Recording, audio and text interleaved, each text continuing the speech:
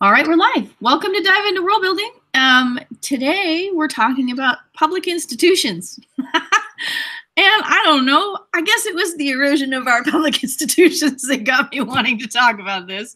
No, but I was thinking about how many things are public institutions that we may not be aware of as public institutions. And I don't, there's some fictional worlds that have a lot of government and bureaucracy, and then there are others that don't, and I'm not sure, so it's like depending on what you want to do, you could do some different kinds of stuff with public institutions. And I know that libraries actually occur in a lot of speculative stories, but I'm not sure they're usually public libraries. No, I'm trying to think of a public library, and most of them are like private or sort of universities or whatever magic school you're at. Yeah, collections of books rather than the whole library system that has interlibrary loans and the whole 9 yards. I want to hear about the magic book that comes on interlibrary loan. Now there's a story seed right there. That would be funny. But yeah, so there are libraries, but we don't usually see public libraries, and lots of times we have things like you're always police, constabulary of some kind or another. Yeah, police or constabulary, that's pretty common. I don't see a lot of speculative firefighting. Well, it's read a lot, Paul. Tell us about it. Sean Grigsby's novel. Name is escaping me at the moment. It's set a few decades from now. It's basically firefighters versus dragons. Oh, nice. Smoke eaters. That's the name of the novel. So yeah, basically dragons have emerged, and with high-tech firefighters, they fight the dragons. So okay. Awesome. Firefighting is not something you normally see. I'm trying to even think of a place in Discworld where you get real firefighting. I can't think of one offhand, but it's been a while since I've read a Discworld novel. Firefighting is kind of a key thing to have going on, right? For a city, yes. Especially pre-modern cities where fires could devastate the entire city, or pre-modern being like not technological. I mean, we talked about secondary fantasy as well. Yeah. Firefighting is, a dicey proposition. And back in Roman times, going historical, I mean, it wasn't really a public institution. You basically had firefighting companies that you would hire. That's true. That was the case in San Francisco, we learned, until 19 something. Yeah. We were learning about Coit Tower, and one of the woman who was responsible for the existence of Coit Tower actually was a huge fan of a particular firefighting group, firefighting company in the city. And embroidered the name of the firehouse on her underwear. It's just really strange stuff. Okay, I guess. Anyway. But yes, you can have competitive fire departments. Then you get situations which happen in real history where you have fire departments setting fires and then getting paid to put out the fires they just set. Yeah. That's problematic, right? That's problematic. That's why, making it a public institution, going back to the topic, is important. Right. They're also extortionary as well. Like, you have to pay us to put it out, but we keep raising our rates. Well, yeah. It's a good idea to have it be a public service. I read the Poisoner's Handbook, and that sort of, having a city, having a medical examiner being a city, like a non-partisan, like it was pretty new back. It was like the late 1900s or 1920s, and it was basically a job that, like, anybody could have this job. Like, there were no medical qualifications for it. It wasn't really under city jurisdiction. Crimes went completely unsolved. Like, nobody cared. They would just write out death certificates for cash. And it really was this thing it was a sort of a free-for-all. Until they finally made it a city office and made it have to be a doctor that had to be the chief medical examiner. Well, nothing like getting a few important criteria for success. yeah. So yeah, it was an interesting book. It was the Poisoner's Handbook. Wow. So that was another public institution that was just well, I think not entirely public institution. Right? But isn't the coroner a public job? Yeah, I think yes. so. Yeah. I think. Yeah, I'm gonna look that up. It's interesting when you sort of start plumbing the depths of, like, what do all of our public institutions look like? Yeah, I mean, yeah. Well, and obviously there's like City Hall and stuff, right? Yeah. But there are some interesting so city governments, is kind of obvious, I guess. But at the same time, it does have a lot more corners than we usually give credit for. For example, I think I'm now thinking of animal control. Yeah, that would be another great place to do a story, like, speculative animal control. Yeah, after I binged Parks and Rec, they kept going on and on about this raccoon manifestation. Yeah. In their town. And I thought, well, you could totally make like a speculative fiction Parks and Rec. And yeah, animal control. Somebody has to go wrangle those little magical animals running around causing havoc. Or the big one, like, who deals with the dragon? Yeah, right? The dragon shows up, but we don't call on the knights. We call on animal control. Because that's their job, right? But that would be kind of cool. It'd be a different twist on the old Dragon Slayer sort of trope. Yeah, because dragons are a protected species. So you can't just go kill them, but you got to get them away from the city. So you got to call animal control. Right.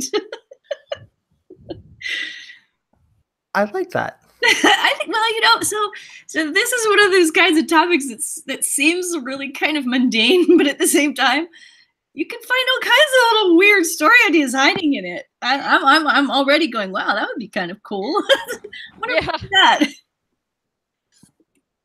Like, I haven't thought much about animal control for Varan. I mean, I probably should, right? Like, are there rats? We should probably know. Yeah, there's I mean, I think depending on how much of a need there is, you may have some city exterminators who just like go around doing it rather than public or private. Because there's always the private, which is like Orkin and stuff. But maybe you do have like a city office. Like maybe your city has a real need for an actual public office for like rats or, cats or dogs or whatever your, weird infestation happens to be that's like recurring. So there might be the city exterminator's office. Yeah. Well, that would be interesting. I mean, so I always like to go back to sort of the reasons why we would want to have such a thing, right? So imagine if you had exterminator being like a major government sponsored service. You kind of wonder like why. There could be all kinds of fascinating reasons why you'd want to have a public exterminating service. You know, maybe it's such an incredibly widespread problem that you need to have, you know, like, for example, if there were like flesh-eating scarab beetles or something. Yeah. You'd want to make sure everybody had this service, whether or not they could afford to pay for it privately. You know. So it would have to be something that would be like a threat to everyone. The same way fire is a threat to everyone. Yeah. Well, you know, it's interesting because this brings me to the question of public health, which we have taken on before. There are things that can affect everybody, and you know, like contagious disease and stuff. But at least in the US, there are a lot of people who like to act as though contagious disease is not a thing, because, you know, when they think of medical care, they only want to pay for, you know, what they need, and they don't figure they are going to catch a contagious disease or something. I'm not sure. Do you know what I'm saying? Yeah. So that's another question. I mean, but you could spend an entire hour easily on public health services. Yeah, that's another podcast. Yeah, exactly. Well, and another sort of city work, public works are I mean, aside from the Parks and Recreation Department, you have transportation departments. I was just thinking of Caltrans. You said that, I was like, yep. Yeah, and then you also have road crews. People, you know, you have to go around and like fill potholes and things. Yeah. There are places where, you know, you are responsible for the piece of road that is in front of or that goes through your property, right? Yeah. And it'd be very easy for people to abuse that, right? I mean, if you're going through somebody's property, like you can imagine that there's this road and then there's this one real problem person on the road, and all of a sudden you're like, it's really dangerous to drive through this person's property because it's not really a road. It's just sort of a bunch of holes, right? Yeah. It would be really interesting for quests, actually. Like as in assigning quests, or no, but like if you were on a quest and you just happened to be going through a region where people were responsible for their own like roads. There could be a section of your voyage that was really difficult just because you're on the property of a really recalcitrant person. And nobody wants to fix it. This feeds into, so if you get into unincorporated portions of the county, you run into this. I have a friend who was making adjustments to their house, and in order to make the changes to the house that they wanted to make, they had to retool this road from the 1950s so that two fire trucks could pass side by side. And previously it was a one-lane road. Wow. So they had to get all the neighbors up the street from them to put money in to get this road so that they could make some modifications. And I think it was they were trying to put their house on, but that happens all the time. Any place where you have something that's unincorporated or isn't rolled into a larger governmental body. Yeah. It becomes politics in a microcosm. Yeah.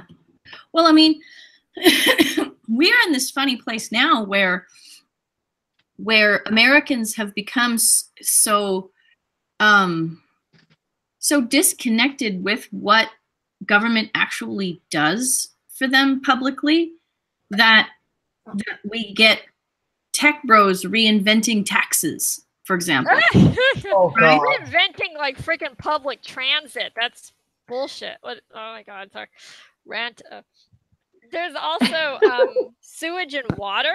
Right? Because Yeah. I forgot, like we're actually wrangling now in Salem Because there's you have the poison water problem. a blue-green algae bloom in Detroit Lake, which is Salem and West Salem and a few other towns upstream of us. It's our water supply, it's our reservoir. Yeah. And it's a blue-green algae bloom. Caused by warm temperatures. Right. No doubt. Some of the blue-green algae blooms are caused by farm water runoff. Okay. That contain fertilizers. I don't know if that is ours specifically, but I know it was something like the reservoir is low and the temperatures have been warm. So we're getting blue-green algae blooms, and the water is contaminated with cyanotoxin. Oh. Yeah. But healthy adults are still fine. It's not at a level where it's going to hurt a healthy adult. But children and old people. Yeah, children, old people, and pets. It's basically that. And so that's been interesting. And now we have water filling stations where we can drive by and we can go get 5 gallons a day as needed, and it comes from well water. Yeah. My mom actually asked, because she's like, it tastes funny. Why does it taste funny? And they're like, it's well water. It's like, oh, okay. Yeah, well water has the advantage of natural filtration, right? Yeah. I mean, unless you're right near, a toxic dump or some variation like that. So yeah, or something has gotten into your well. Someone poisoned your well. Fracking. Yeah. I mean, there are ways to contaminate well water, but it's just harder. Yeah. So that's another public works. Well, I mean, water. Gosh, sewage. Like public water standards. Really important. Yeah. And of course, you have to keep your sewage out of your drinking water. Yeah, that's a whole other one, right? Just get rid of your sewage, period. I mean, thinking of Rome's Cloaca Maxima back in the 1st century AD, basically trying to get rid of all the crap. Yeah. Literally. Literally, yes. Literally. I pun intended. Nasty. But yeah. Well, I mean. Well, and the thing too is these are things we take for granted at the larger scale, but in smaller scale, these were the kinds of tasks that, depending on your community, could be assigned to a different family every month, or could be assigned, to groups to take care of, right? I mean, stuff like, hey, we have to dig a new toilet ditch, right, out behind the bar. Or, you can get into things like barn raising, right? Where, one of the neighbors needs something. And so the whole community comes together and makes that happen. And a lot of those are things now that we've put together institutions to handle. Yeah. In part because we have a tendency to be assholes to each other, but For sure. Yeah. Yeah, I wonder what the libertarian solution for water purity is. I guess just don't live near anybody. But it weeds out the weak. Oh, dang. Oh, ow. I can't say that you're wrong either. Oh my goodness. Well, you do run into, I was doing research for a book for a while back and digging into things like preppers, right? People who are organizing their lives and getting themselves off the grid. So when these institutions do collapse, as they feel they inevitably will, these problems are solved for them, or they have a way around these problems, which is, often involves a lot of backbreaking work, but, water purification systems, road building techniques, all this kind of stuff it's not necessarily rocket surgery, but it takes a community. Rocket surgery? Sorry. Nice combination of things. I know. Rocket science and brain surgery, right? Right. Surgery. I like it. Yeah, and I was actually just thinking of electricity. Oh, yeah. So, I mean, public utilities, right? Yeah. Yeah. Yep. Have you ever tried to run your television off a bike? I know. But I've gone to the Exploratorium and tried to run a radio off of pedals, and that's challenging. Yeah. I'm thinking of the movie Soylent Green, where you got Edward G. Robinson providing lighting power to the apartment by getting on the stationary bike. Oh, yeah. Because power and whole of society is becoming more and more unreliable thanks to overpopulation. So that's institutions under stress, and how do people react to that? Yeah. I mean, there are vast regions of this world where electricity is not very reliable. Yeah. Even places where the infrastructure is in place, but the public institutions are not particularly reliable about making sure that the power is actually on at particular times of day, right? Or don't have the resources or wherewithal to actually make that happen. Yeah. And here's an interesting thing. We have a solar system on our house, but we are connected to the grid. And so we can't, like, if there's a large scale power outage, our power goes out, even though we have a power generator on a roof. Mm-hmm. Because the utility is responsible for managing the power output of our generator, which I think is interesting. Yeah, they've got to retain some measure of control, right? Even if you're going solar, you're still connected to the grid. There's a remote connection, I think, to your generator or to your power backup that they control. So if someone hits a light post in your neighborhood, it can still take out your power, even if you're fully solar. Yeah. I don't know if that would happen if you had like the Tesla backup battery.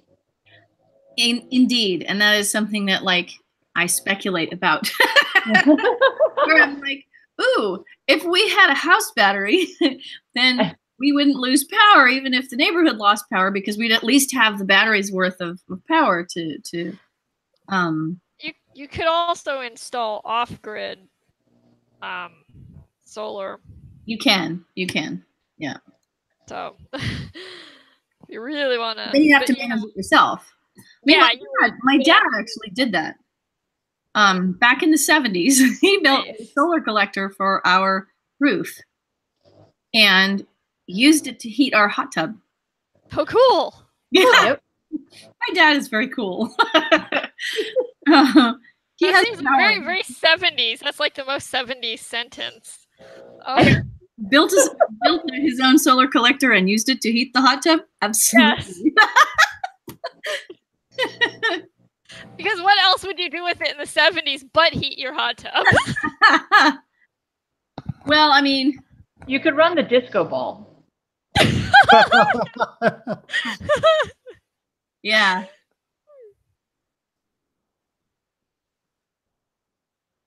I mean, I remember watching him put it together. That was kind of cool. But I couldn't tell you exactly what it did. Like, I mean, I know it was a heat collector as opposed to, like a cell generator, because those things were not happening at that point. Yeah.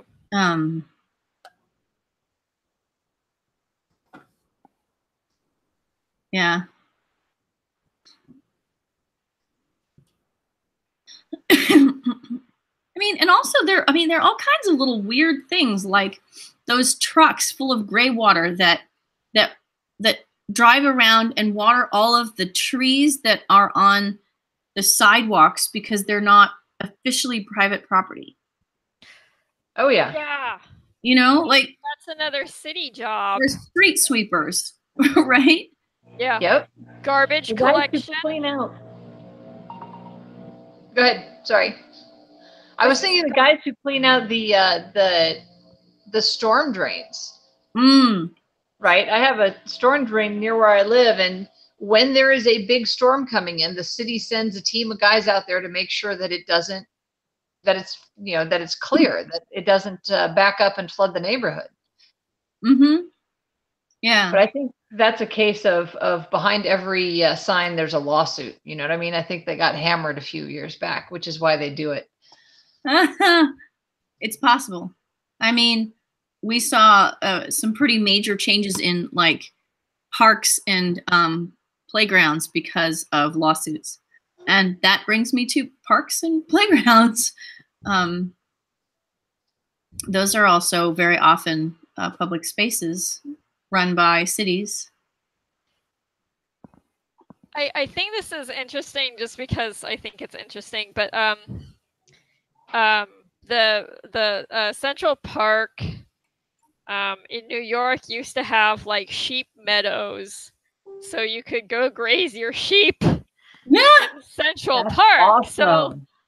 So I think, it might be, what if you have like public livestock areas that are also need to be maintained, of course. Yeah, but they're city public property that you can go graze your livestock on in the city. But then that's high maintenance for the city to try to maintain, so it doesn't. So the livestock just doesn't eat it to the ground and make it a bare patch in short order. Yeah. That's a lot of effort. How many people are allowed to use it and when and how to? Yeah. Yeah. Well, and there also might be more specific, like less damaging livestock. So maybe you specifically, like maybe there's only the goat meadow, or maybe like that's how like the city maintains its parks, is they just turn goats loose. Well, you just made me for 2 weeks. The fire groups in California have teams of goats. Literally, they have teams of goats that they put out to clear brush. Here in the Twin Cities, they have pilot programs where they're trying to get rid of invasive plants by deploying goats. Yeah. Yeah. Yep. Google does that to maintain their lawns. We have poison oak in our area, which is really hard to remove, right? I mean, I don't think it's a non-native plant, actually. I don't think it's an invasive thing, but it's just a not nice thing. And so it's really great that goats can actually consume it.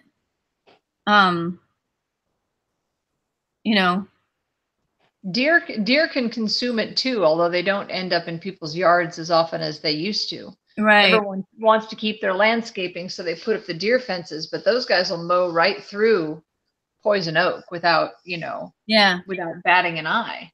Wow. They're like, poison oak, tasty. But yeah, so like, for example, in Pescadero, there's a goat farm, and we took a tour around there because, they have all these female goats, and they'll breed them with some male goats and then take the milk while the babies grow up and whatever.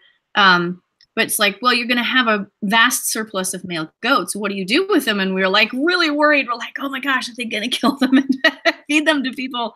And they were like, no, we actually give them to the fire, the Cal Fire people, which was kind of great though. I mean, I kind of loved that they did that. Goats with jobs.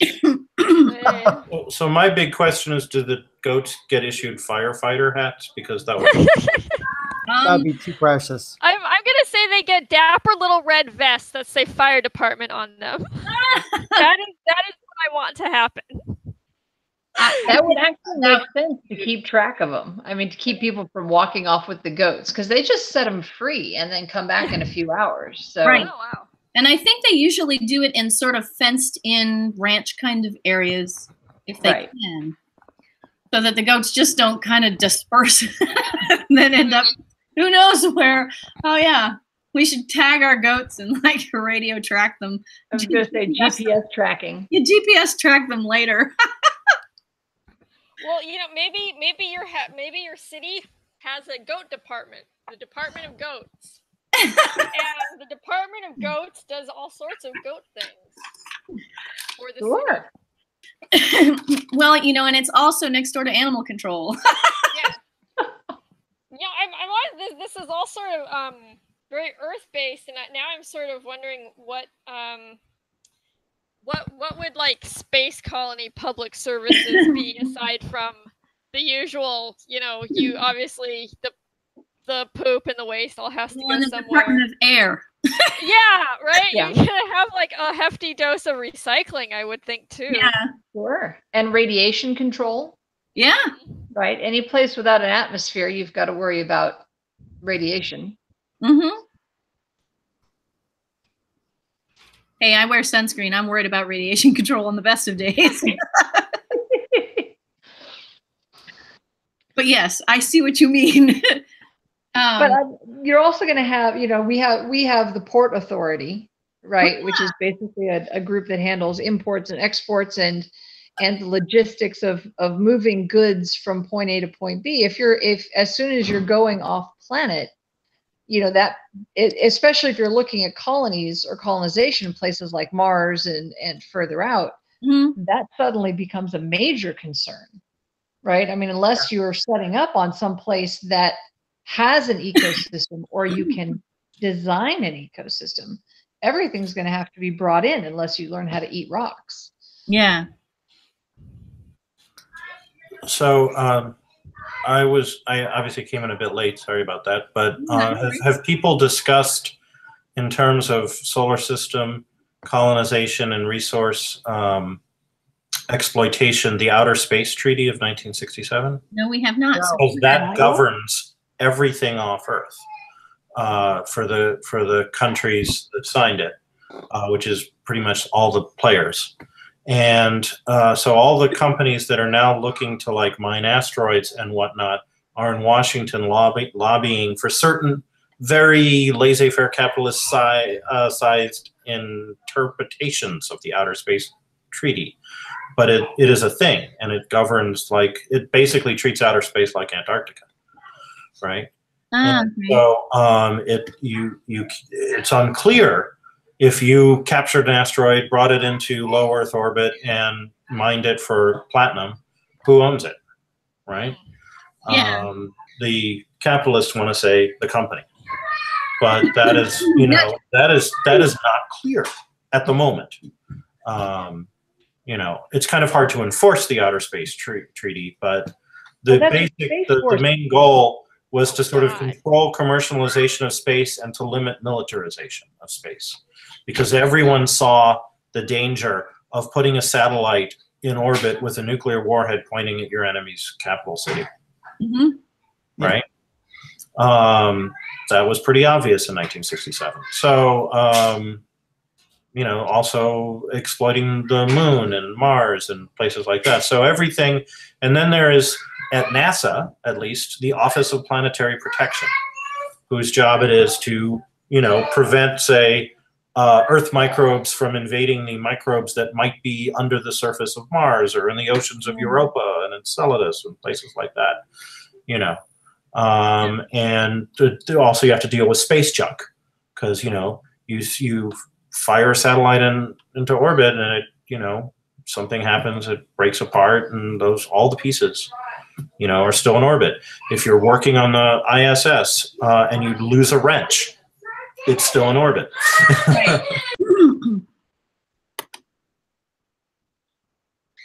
Yeah. No, Yeah, you're right. that's Really interesting. that's another case where,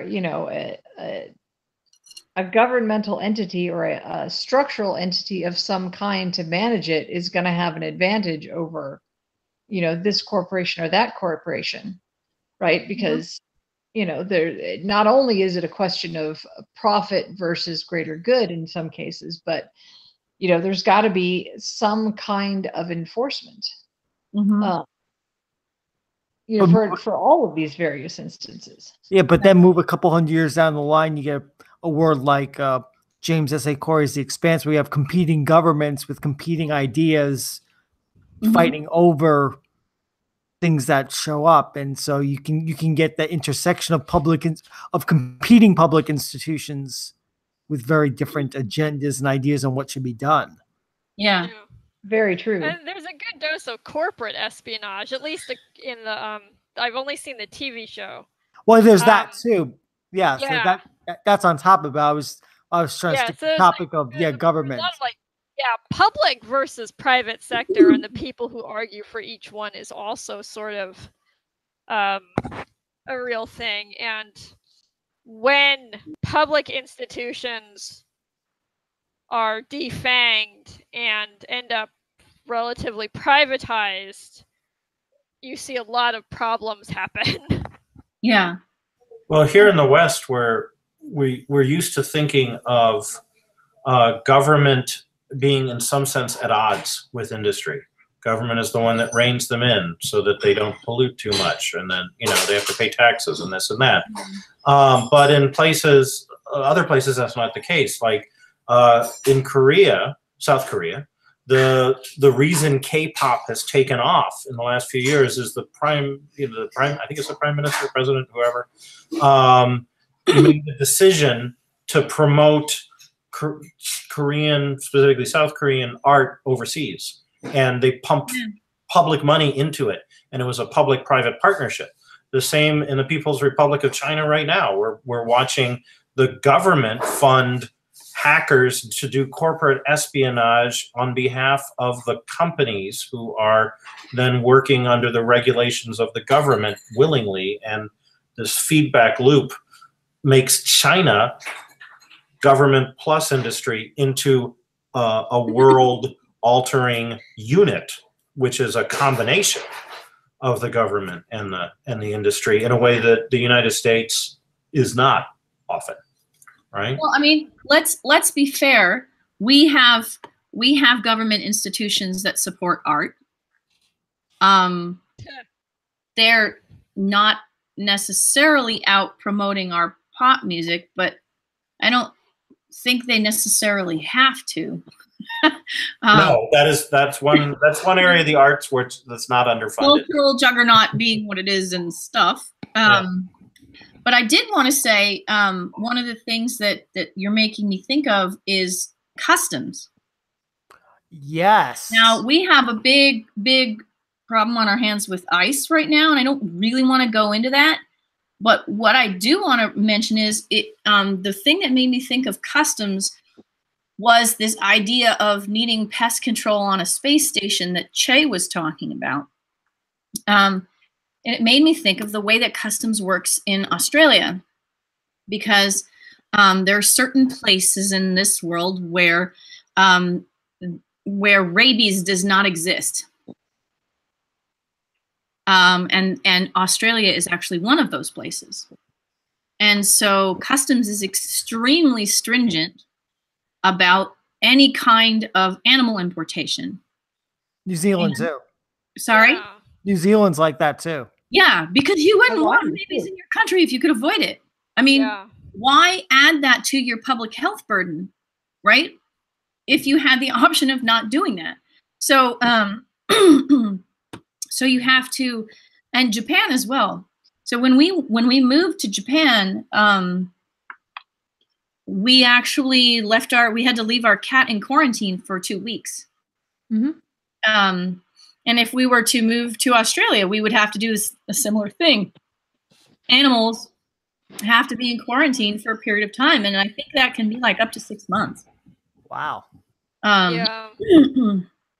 You know, just to try to keep that kind of infection from becoming endemic in yet another place in the world, right? And so you would have concerns like that on a space station for sure. There's also, can you imagine, you know, those little those ants that short out electronics? Yeah. Imagine those infesting your space station. Right. And you're gonna have to like evacuate the whole thing and fumigate and hope that works. But you would have like this insane undertaking to get rid of this infestation. Yeah. Yeah. Well, I mean, they often will do Star Trek definitely has like, you know, the space quarantine thing. And, you know, when they come in from a different place, they've got, you know, decontamination and whatever. Well, the whole plot of Alien is based on not following the quarantine protocols set by the company. Well, and conversely, you have stuff like Andromeda Strain, where all the protocols are followed to the nines, and stuff still goes wrong. Yeah. You know, because you're dealing with something that you may not, you know, have your head around, or you may not, your protocol simply may not work. It may be too slippery. Yeah. Well, I mean, and we had spoken a few weeks back, or it could be a few months back now, about contagion, right? Mm-hmm. Which was kind of, I thought, a pretty interesting discussion. But one of the things is like, you know, for each thing, you have to have a different kind of protocol to stop it. And if you're dealing with something new, you know, you might not know what's required. I mean, I remember when Ebola was first showing up on the worldwide radar as a serious disease problem, and there were major news stories about a young woman who had used garbage bags to keep herself quarantined from her family while she was treating them, and managed not to be infected. And everybody was like, oh my gosh, now we all have to, you know, like, we learned a thing that works, right? I mean, it was a huge deal. So, I mean, that kind of stuff is very important, and we definitely see that. But again, so, oh my gosh, like the CDC, Centers for Disease Control. So, yep, major institution. You know? Yeah. Every zombie apocalypse story deals with the CDC on some level, if it's said. Well, they generally the failure of the CDC, I guess. Well, usually, otherwise you don't have much of a story, right? No. They did release zombie guidelines a few years back. Like they actually had an official CDC zombie apocalypse guideline that came out. To teach disaster preparedness in a fun way, yes.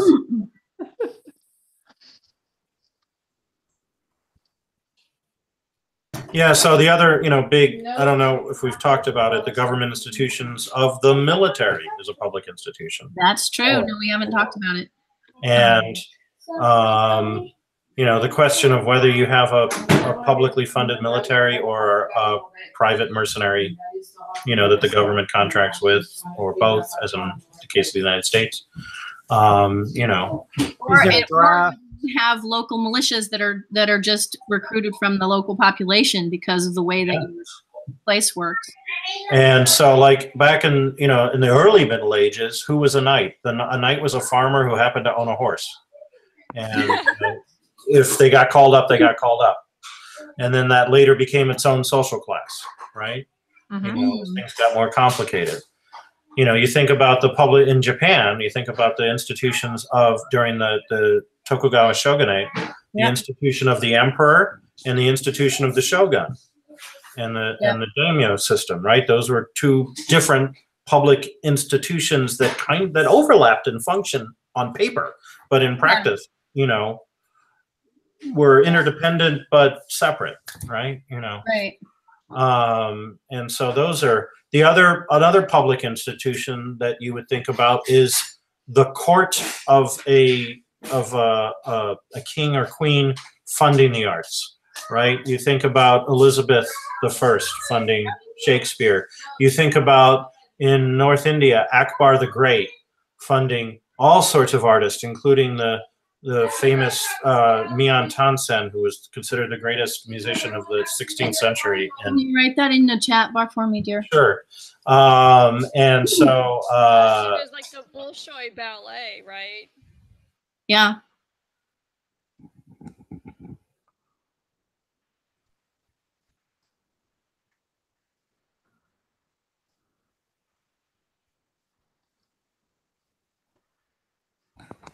So yeah, the whole NEA idea as a public institution, who gets funded, why they get funded, is it a monarchy where like the queen picks her favorites, or is it a government bureaucracy and you have to compete for funding? Well, yeah, I was like, I just thought of NIH, right? Like science and all the government funding that supports science, where, you know, and who makes those decisions, which is pretty important.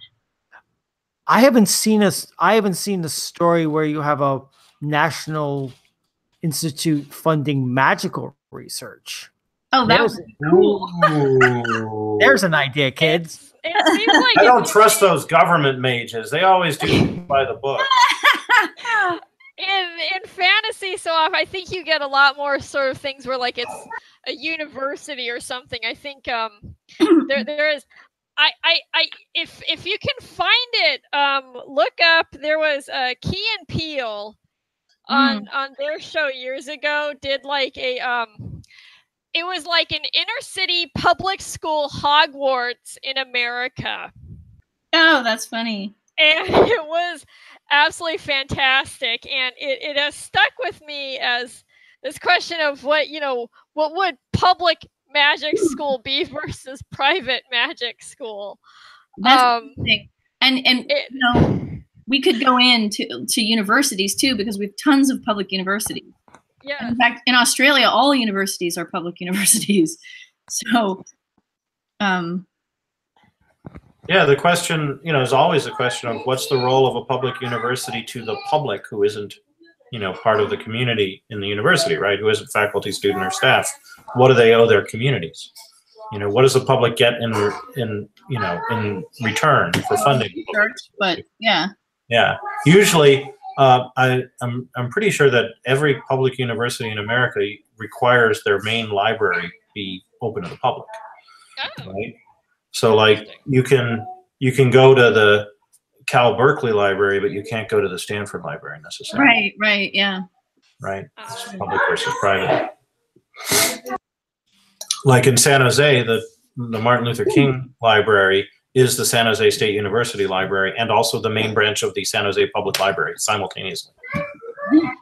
Well, that's interesting because also a lot of universities have like teaching hospitals and things, and don't they often offer like I want to say cut rate medical care, but that's not but like you can go see interns for cheap or for free. Mm-hmm. And dental schools and haircutter schools and all that. Yeah, I've gotten that $5 haircut from the haircut school. Oh yeah. It's never worth it. But it's only hair, it will grow back. For most of us, it will grow back. Well, so I hate to say this, but it's 5 p.m. and this got to some really interesting places, and I appreciate you all for being here and contributing these interesting ideas. There's so much here that we could practically have an extra show about like 10 different things that were mentioned during the hour, but that often happens. So we'll consider doing that later. I want to thank you all for being here. I am I am looking at trying to schedule a special visit from Laura Ann Gilman. Yes. And I believe that I'm going to have to change the day for her to be on. So it looks currently as though we're going to meet on Monday, July 9th. That would be our next meeting with Laura Ann Gilman at 5 p.m. rather than 4. So it's a little bit of a tweaky time, but that's what we need to do to talk with Laura Ann. And I think it's probably worth it. I think so. So yeah. And then the other person that I'm going to be having on the show later this month is Alex White, who is a big ship at the edge of the universe. A big ship at the edge of the universe. Nice. Yeah. So that will be really fun to talk about as well. But the most urgent thing to keep in mind is that the very next time I will speak with you is going to be on the early side next week. So Monday the 9th at 5. Roger, Roger. Fair enough. I hope you can all make it. And I'm going to stop our broadcast. Posting reminders. I will.